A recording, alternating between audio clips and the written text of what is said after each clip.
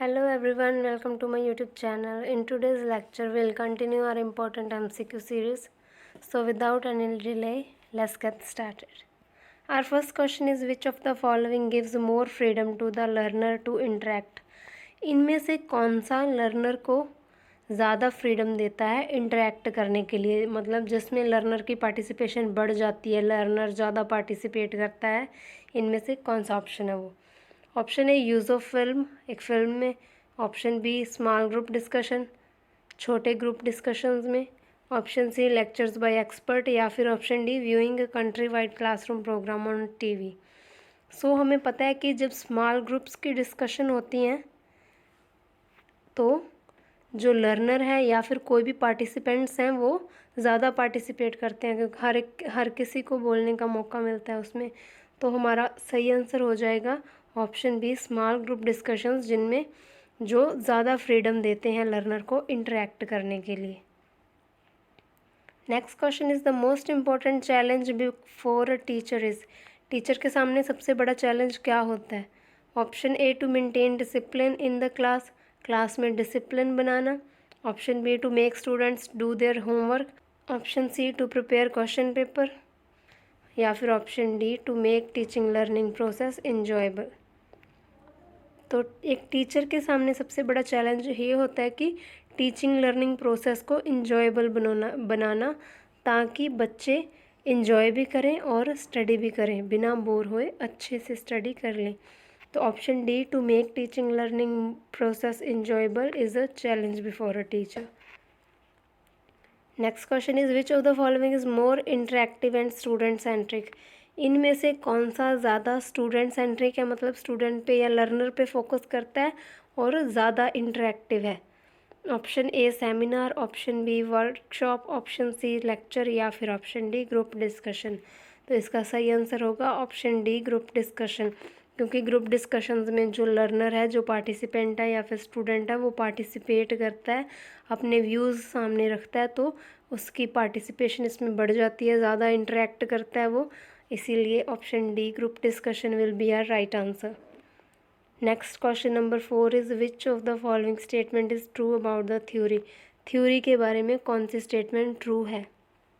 It explain phenomenon in simple manner, किसी भी phenomenon को ये सिंपल मैनर में एक्सप्लेन कर देती है। It explain the how and why questions, कोई भी हमें क्वेश्चन होते हैं किसी कंसेप्ट के रिगार्डिंग, हाँ ये कैसे बना, ये क्यों बना, तो ये सारे क्वेश्चन थ्योरी में एक्सप्लेन किए होते हैं। और ऑप्शन सी है it can be a well developed explanatory system, एक डेवलप किया हुआ एक्सप्लेनेटरी सिस्टम है थ्योरी, या फिर option D all of the above.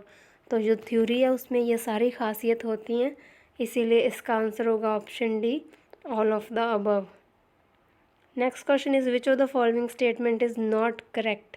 इनमें से कौन सी स्टेटमेंट करेक्ट नहीं है? तो ये रिसर्च के क्वेश्चन हैं। Option A researcher is expected to be a well read person, एक रिसर्चर है वो अच्छा पढ़ा लिखा इंसान होना चाहिए, ये तो करेक्ट है। Option B one research give birth to another research, एक रिसर्च है जो एक दूसरी रिसर्च को जन्म देती है, मतलब उसी से ही आगे एक दूसरी रिसर्च भी निकलती है, तो ये भी बिल्कुल करेक्ट है। Option C all researches contribute to existing knowledge, जो भी रिसर्चेज होती हैं ये एग्जिस्टिंग, जो भी हमारे पास ऑलरेडी अवेलेबल नॉलेज है उसमें कंट्रीब्यूट करती हैं, ऐड करती हैं मोर उसमें कंटेंट। नेक्स्ट है a good researcher is a nice person, ये कोई ज़रूरी नहीं है कि एक जो गुड रिसर्चर, एक अच्छा रिसर्चर है, वो एक अच्छा पर्सन भी होना चाहिए। तो ऑप्शन जो डी है ये करेक्ट नहीं है, तो ऑप्शन डी हमारा सही आंसर होगा। Next question is books and records are the primary source of data in. Books और रिकॉर्ड्स को डाटा का प्राइमरी सोर्स माना जाता है इनमें से किस रिसर्च में? Option A historical research, option B participatory research, option C clinical research, या फिर ऑप्शन डी लेबोरेटरी रिसर्च। तो इसका सही आंसर है बुक्स और रिकॉर्ड्स को प्राइमरी सोर्सेज माना जाता है ऑप्शन ए हिस्टोरिकल रिसर्च में, तो option A will be a right answer. Next question is which of the following is Berlo's linear model of communication. इनमें से बर्लो का लीनियर मॉडल जो कम्युनिकेशन था उसका क्या स्ट्रक्चर था, इनमें से वो कौन सा है? तो ऑप्शंस हैं सेंडर, मैसेज, रिसीवर या channel. Option B sender receiver channel message, option C sender receiver फिर मैसेज फिर चैनल, या फिर ऑप्शन डी सेंडर या फिर सोर्स मैसेज चैनल और रिसीवर। तो हमें पता है कि जो बर्लो का मॉडल था इसका सही आंसर है ऑप्शन डी सेंडर, या फिर सोर्स भी बोल सकते हैं इसको, सोर्स या फिर सेंडर फिर मैसेज, मतलब पहले सेंडर होता है जो मैसेज को भेजने वाला, वो मैसेज को इनकोड करके भेजता है, फिर एक चैनल होता है जिसके थ्रू मैसेज भेजा जाता है, और फिर एक रिसीवर होता है जो मैसेज को डिकोड करके मैसेज ले लेता है और अपनी फीडबैक भी देता है। तो ये कंप्लीट मॉडल है जो बर्लो ने दिया है कम्युनिकेशन का मॉडल। ऑप्शन डी हमारा सही आंसर हो जाएगा। Next question is the ability to communicate effectively. Effectively बहुत ही प्रभावित तरीके से कम्युनिकेट करने की एबिलिटी क्या होती है? Depend on the educational level, हमारे एजुकेशन लेवल पे डिपेंड करती है, मतलब हमारी अच्छी एजुकेशन होगी तो ही हम इफ़ेक्टिवली कम्युनिकेट कर सकते हैं। It is a natural talent that can not be learned, ये एक नेचुरल टैलेंट होता है जो कि सीखा नहीं जा सकता। Option C always depend on the use of technology, हमेशा टेक्नोलॉजी के यूज़ पे डिपेंड करता है, या फिर option D can be learned कि इफ़ेक्टिवली कम्युनिकेट करना सीखा जा सकता है। तो ऑप्शन डी हमारा राइट आंसर होगा, क्योंकि ये जो योग्यता है इफ़ेक्टिवली कम्युनिकेट करने की, ये सीखी जा सकती है, can be learned. Next question number 9 is a message can only be deemed effective when, एक मैसेज सिर्फ तब इफेक्टिव हो सकता है जब good communication skill are used, अच्छी कम्युनिकेशन स्किल्स का यूज़ किया गया हो, repeated back as proof of understanding, मतलब जो रिसीवर है वो उस मैसेज को रिपीट करे ताकि एक प्रूफ दे सके कि वो उसे समझ में आ गया है। Option C understood by receiver and produces the desired response, मतलब रिसीवर ने अंडरस्टैंड कर लिया है मैसेज और उसने एक अपना रिस्पॉन्स भी दिया है, उस पर रिएक्शन भी दिया है। ऑप्शन डी डिलीवरी इन इंटरपर्सनल कम्युनिकेशन, तो इसका सही आंसर हमें ऑलरेडी मिल गया है। तो ये जो इफ़ेक्टिव मैसेज तभी हो सकता है जब रिसीवर के द्वारा समझ लिया जाए और एक डिज़ायर्ड रिस्पॉन्स जो है वो रिसीवर जो है वो दे दे। तो ऑप्शन सी हमारा राइट आंसर होगा। Next is a hybrid computer, ये आईसीटी के क्वेश्चंस हैं। एक हाइब्रिड कंप्यूटर में कौन से फीचर्स होते हैं?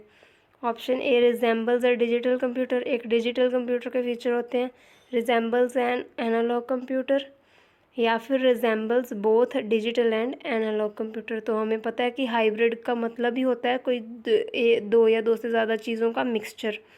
तो इसका सही आंसर हो जाएगा option C resemble both a digital and analog computer. Next question is question number 11, which of the following is not the characteristic of a computer.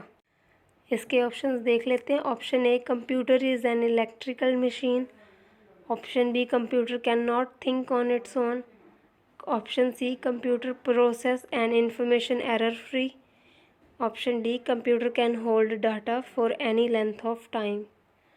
तो इन ऑप्शंस को हम थोड़ा समझ लेते हैं। ऑप्शन नंबर ए है computer is an electrical machine, option B computer can not think on its own, computer अपने आप सोच नहीं सकता, तो ये बात सही है। Option C computer process and information error free, computer बिना गलती के इन्फॉर्मेशन प्रोसेस करता है। ऑप्शन डी है computer can hold data for any length of time, तो ये भी बिल्कुल सही है। लेकिन जो ऑप्शन ए है computer is an electrical machine, ये गलत है। आपको चारों ऑप्शन सही लग रही होंगी लेकिन हमें थोड़ा ध्यान से देखना है इनको। यहाँ पे इलेक्ट्रिकल लिखा है, कंप्यूटर एक इलेक्ट्रिकल मशीन नहीं है, कंप्यूटर एक इलेक्ट्रॉनिक मशीन है। इलेक्ट्रिकल और इलेक्ट्रॉनिक में एक डिफरेंस होता है, तो इसलिए हमारा सही आंसर हो जाएगा option A computer is an electrical machine. तो इलेक्ट्रिकल डिवाइसेस वो होते हैं जिनमें जो एनर्जी होती है, इलेक्ट्रिकल एनर्जी होती है, उनको कन्वर्ट किया जाता है हीट में, लाइट में, ठीक है, दूसरे फॉर्म्स ऑफ एनर्जी में उनको कन्वर्ट किया जाता है। लेकिन जो इलेक्ट्रॉनिक होते हैं उनमें इलेक्ट्रॉन्स का फ्लो चलता है, तो इसीलिए जो कंप्यूटर है वो एक इलेक्ट्रिकल मशीन नहीं है, वो एक इलेक्ट्रॉनिक मशीन है। तो ऑप्शन ए हमारा सही आंसर हो जाएगा। Next question number 12 is the standard size of IP addresses. IP address का जो स्टैंडर्ड साइज़ होता है वो कितना होता है, 16 बिट्स, 32 बिट्स, 48 बिट्स या फिर 64 बिट्स। इसका सही आंसर है ऑप्शन बी, 32 बिट्स। तो आईपी एड्रेस होता है कंप्यूटर का एड्रेस, जिससे हम कंप्यूटर को ट्रेस कर सकते हैं। तो ये ऑप्शन बी हमारा सही आंसर होगा, और 32 bits. Next is biome is a natural community of. Biome एक नेचुरल कम्युनिटी है किसकी? तो ऑप्शन देख लेते हैं। Option A, plants in a geographical area.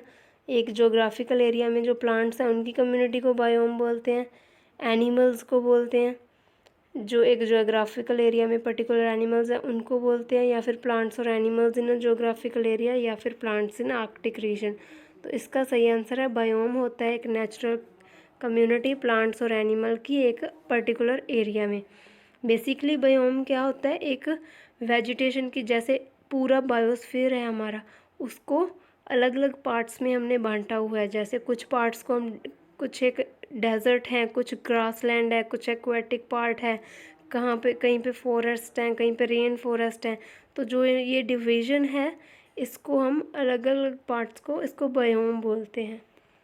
तो जो यहाँ पे हम, इसका सही आंसर है plants and animals in a geographical area. Next question is, if we combine all the ecosystem present on earth that is called. अगर हम पूरे इकोसिस्टम के अर्थ को कंबाइन कर दें, अर्थ को सिर्फ एक, पूरी अर्थ के इकोसिस्टम को सिर्फ एक नाम देना हो, तो इनमें से हम उसको क्या बोलेंगे?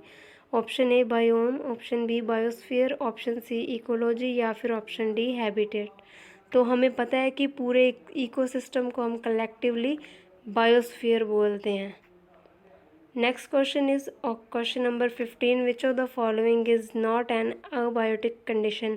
इनमें से कौन सा अबायोटिक कंडीशन नहीं है? ऑप्शन ए है water, option B bacteria, option C temperature, या फिर ऑप्शन डी सॉइल। तो बायोटिक और अबायोटिक दो तरह की कंडीशंस को हम समझ लेते हैं पहले। बायोटिक जिसमें सारे लिविंग थिंग्स आती हैं, अबायोटिक जिसमें सारे नॉन लिविंग थिंग्स आती हैं। तो इनमें से अबायोटिक कौन सा नहीं है? वाटर भी अबायोटिक है, टेम्परेचर भी और सॉयल भी, लेकिन जो बैक्टीरिया हैं वो अबायोटिक नहीं है, वो बायोटिक हैं। तो ये हमारा ऑप्शन बी बैक्टीरिया सही आंसर हो जाएगा। So that's it for this video. I hope these questions are useful for you. Stay tuned for the next part of this video. Give your precious feedback in comment section. Thank you. Thanks for watching.